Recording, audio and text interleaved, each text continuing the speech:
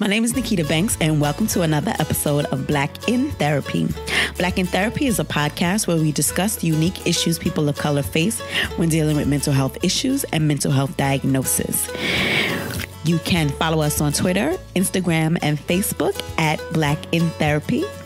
Sign up to our mailing list at blackintherapy.com. Also, you can email us show suggestions and feedback at blackintherapy@gmail.com and subscribe to our show. Okay, so today's show, we're going to discuss this hashtag that I followed and found this wonderful little video called Hurt Bay. If you guys are not on any kind of social media, if you're on every kind of social media, you can click on a hashtag Hurt, HURTBAE. You'll see either the parody videos, which I saw first, or you will see the actual video of this Hurt Bay. And so basically, I kept seeing these parody videos come up in my timeline about this thing called Hurt Bay. And basically, a lot of them were Black women who were confronting infidelity in their relationships. They were parodies, and they were basically beating the guys behind once they found out. So they were basically joking about what their reaction to whatever this information was in this Hurt Bay thing. And so eventually I seen enough of the parody videos and got a couple laughs off them that I ended up clicking the link for Hurt Bay. And, taking it at face value, what I saw was a video of a fairly young girl. She looks like she's in her early 20s, probably millennial, and her boyfriend or ex-boyfriend, and they are discussing the infidelity that happens in their relationship. I don't know anything about the company that posted. I don't know anything about the people who are in it. Don't know. It could have been a stage play, right? A Tyler Perry production.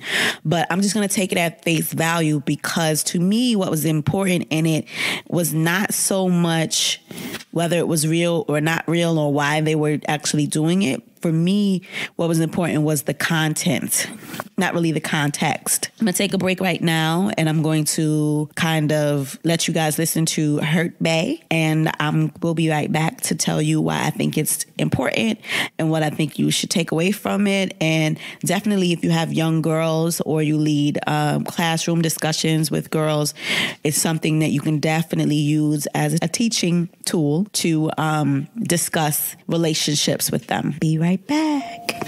What did you do? I did everything. Like what? I had sex with other girls. I did everything.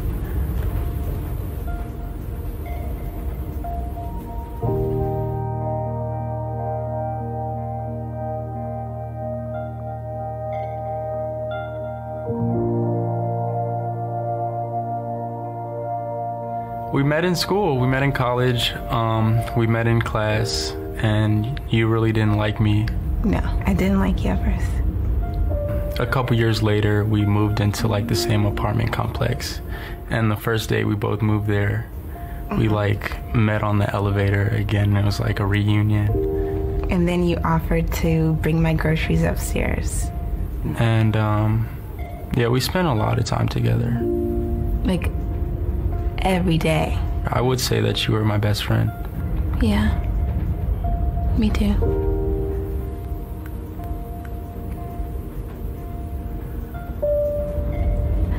I would go through his phone and I would see text messages or pictures of girls, and then I would ask him about it. And sometimes he would lie and just say oh, that's not true, you don't know what you're talking about. And he said oh, I'll stop, but then he didn't.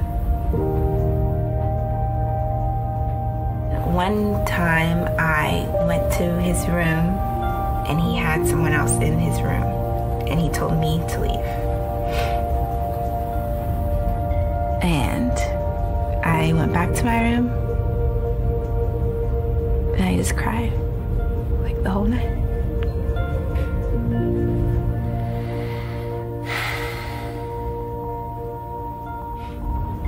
And then I think I went on a little while without talking to you. And then you said something like, "Oh, I'm sorry, I'm not going to do it again."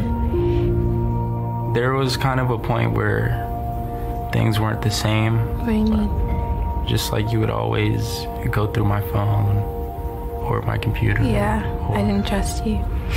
If you would go to that measure to find whatever, why wouldn't you just leave?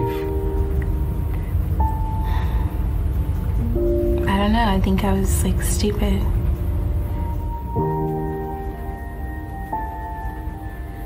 How many times did you cheat on me?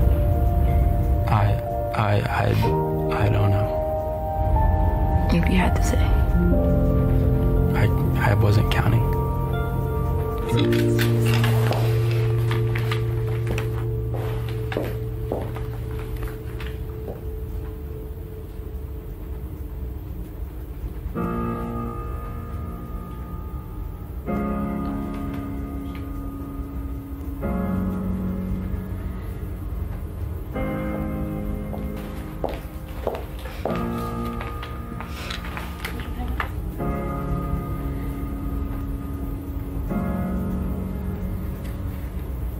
It had more to do with me just not being able to commit.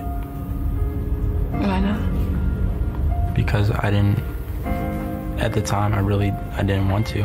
I think just sometimes we're not on the same page. Yeah, I think that's true. There's nothing that you could have done differently that I think would have prevented it. I think that you did everything that you needed to do to be a good girlfriend, and I was lucky to have someone like you. I don't think you're a bad guy because you cheated. I forgave you. Why?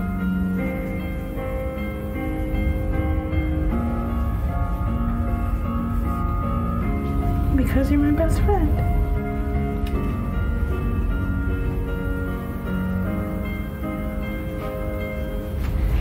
But it was hard.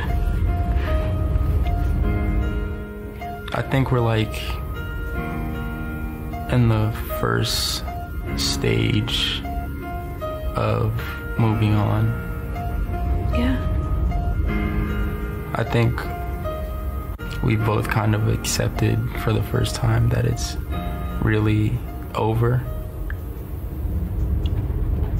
I couldn't, today I couldn't see, my life without you. But, I don't know. I feel like you hurt me a lot, so. I feel like you abandoned me. I apologize for hurting you, and I hope in the future we can remain good friends and I get a chance to see you grow into the woman that you're becoming.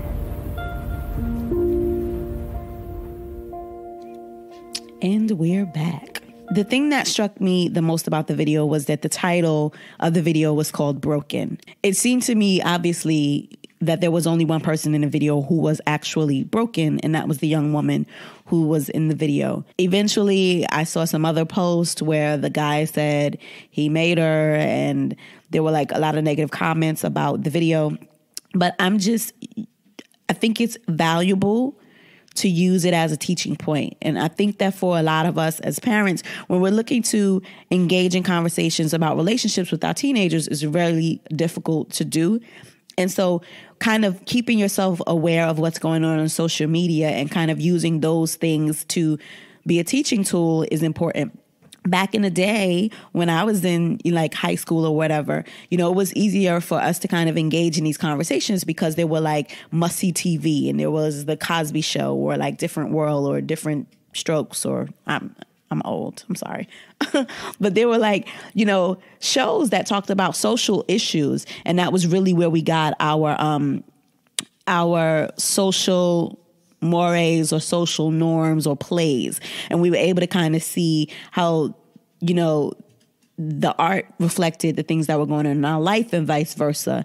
And if you were a parent who was interested in having a dialogue with your kids about those things, Thursday night around the Cosby Show or, other shows and, Black shows usually have a lot of social justice and socially conscious content, or had when I was growing up. However, it's a new day. And whereas we don't watch TV the same, the media that is out now is completely different. For better or for worse, we can still utilize those things as teaching points. So I'm going to just give you some of the things that I saw in the video that is possible you utilize as a teaching point to speak to your young girls and boys about relationships, how to navigate them, the good ones and the bad ones, some pitfalls. These are all things that I saw that I could use with my kids to talk about from this 1 6-minute clip in Hurt Bay, right? So one of the things that I noticed was perception. Part of my training is as a family counselor and a couples counselor.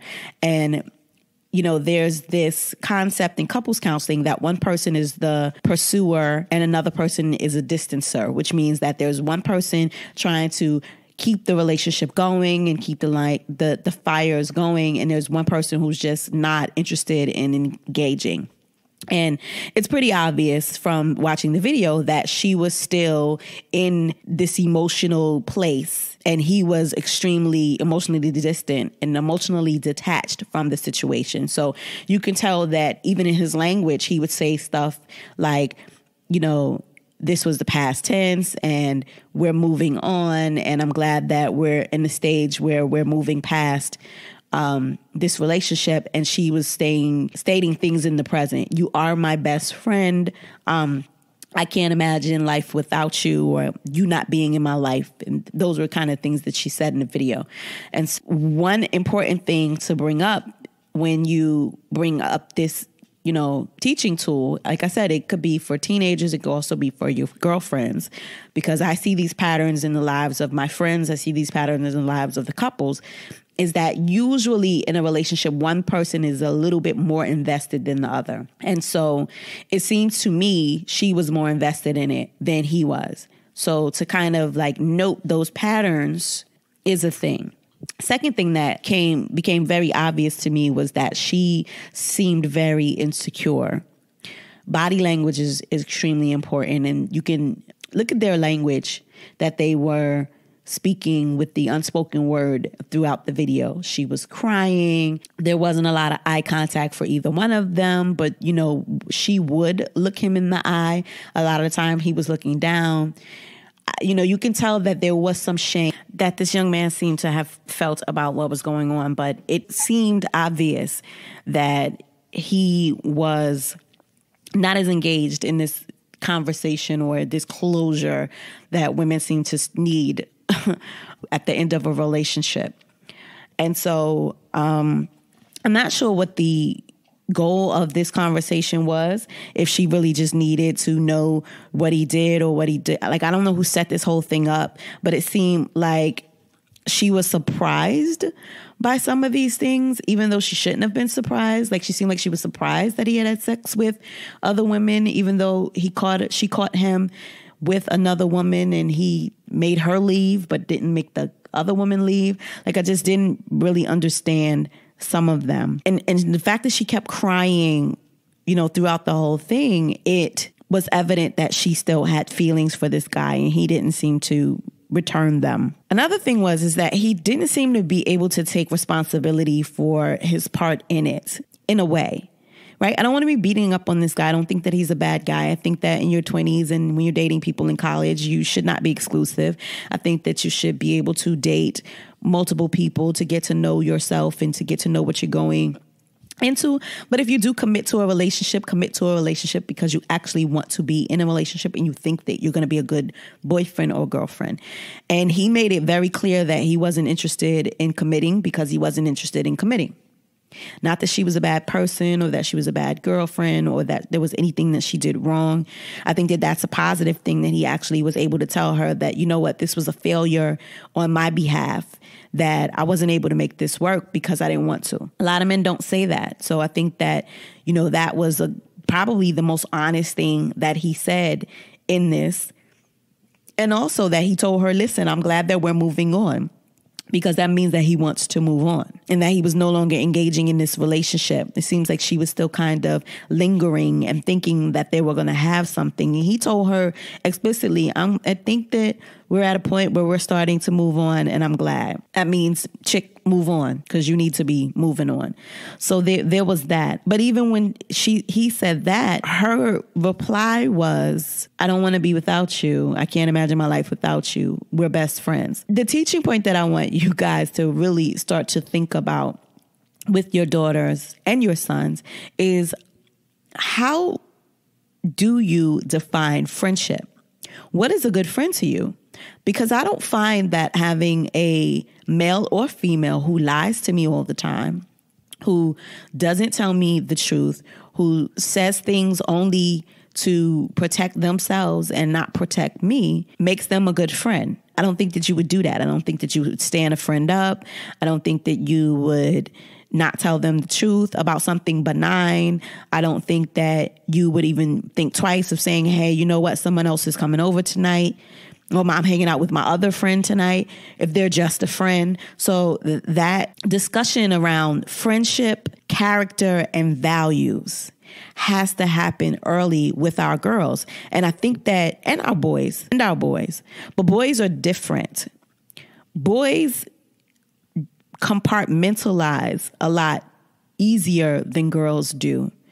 And whereas a boy will say, she's my friend, he may not say it out loud to you. He's going to treat you like a friend. And when I say a friend, I mean a friend as in just a friend, not a girlfriend. I don't mean like a friend like my homie, because that's a different thing. Once y'all are sleeping with each other, the friendship thing has sailed.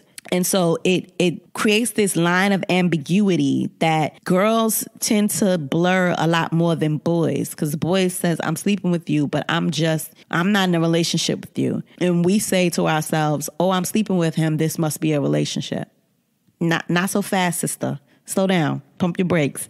And so I think that we have to start having those conversations with our daughters about friendships, value, and character. And when I say value, I also mean the value that we place on ourselves. It's okay to have high self-esteem. And you can tell that this girl is kind of struggling with her self-esteem. And that's not a bad thing. We all kind of go through times where we feel better about ourselves and worse. You know, this relationship could not have helped her self-esteem, that she thought she was being a good girlfriend and that she was trying to do all these things to satisfy him, and he was still sleeping with other women, and she was going through his phone and being crazy, you know? And I hate to quote Beyonce, but what's worse, being jealous or crazy? I'd rather be crazy, right? So, I mean, you want to know what's going on. And this Hurt Bae situation should have given her a little bit of closure.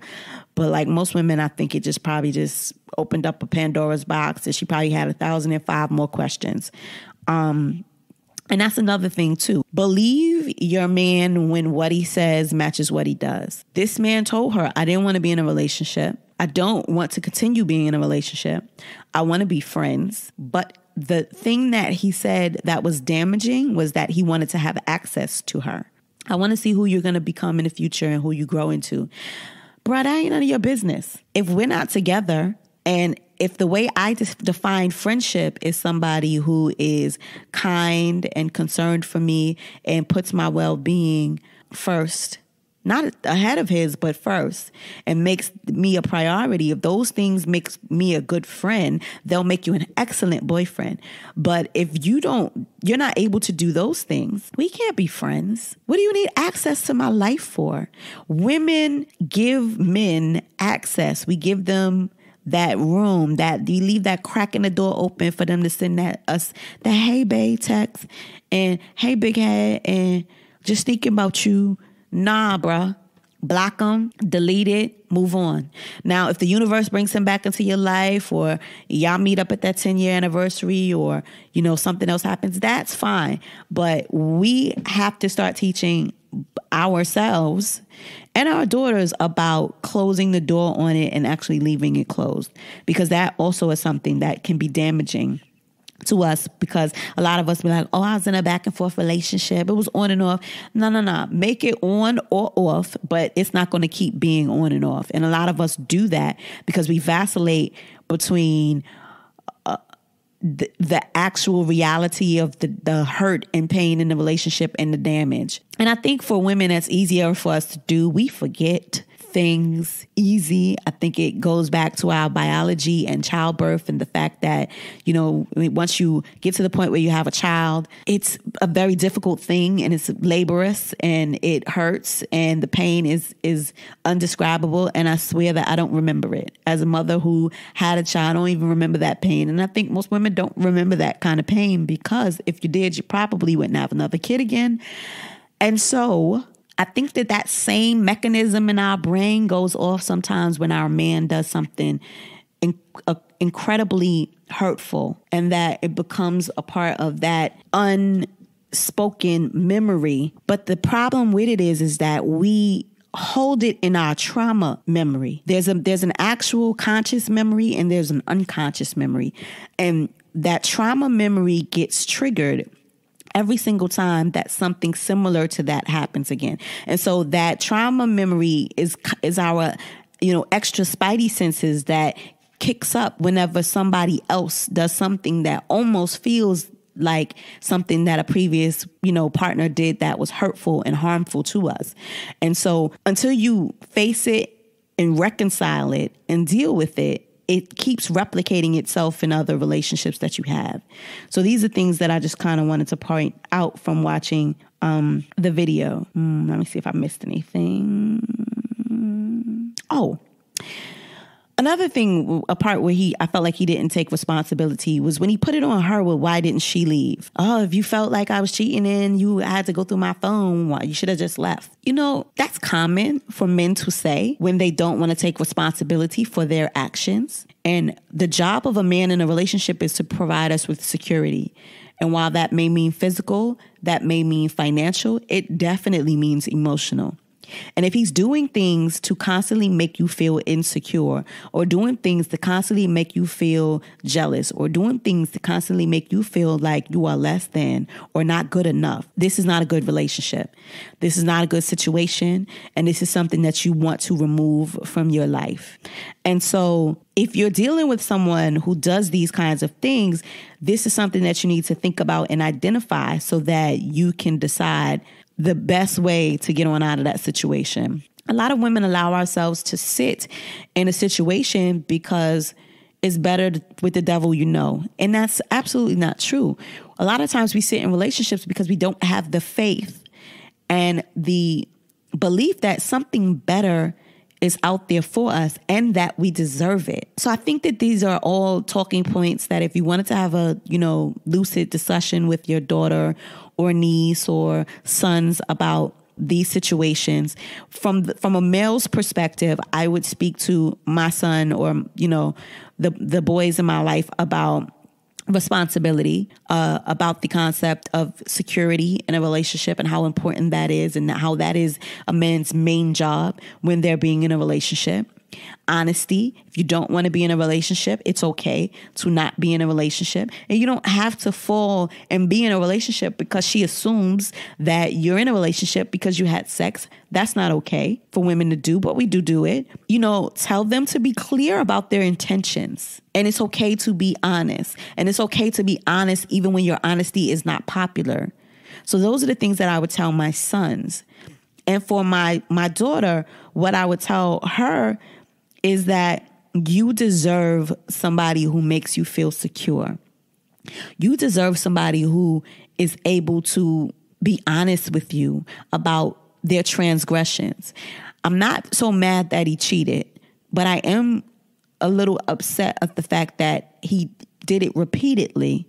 And then he wasn't honest about how many times he did it, because that also makes me think about safe sex, the lack thereof. And, you know, if he put her in any kind of harm's way by exposing her to, you know, unsafe behavior. And we all know that there are things that condoms can cover, and there are things that they can't cover. And so, you know, you can't put a condom over your heart. And so these are some of the things that I would discuss with my daughter, if I had one, or my nieces and the girls that I mentor in my life. So I just wanted to bring this to your attention tonight. This has been another episode of Black in Therapy. I want to say thank you for listening. Subscribe to our SoundCloud channel as well as our mailing list at blackintherapy.com. Also, make sure that you follow us on Instagram, Twitter, and IG at Black in Therapy. And you can hit us up for anything at blackintherapy@gmail.com. Have a great day.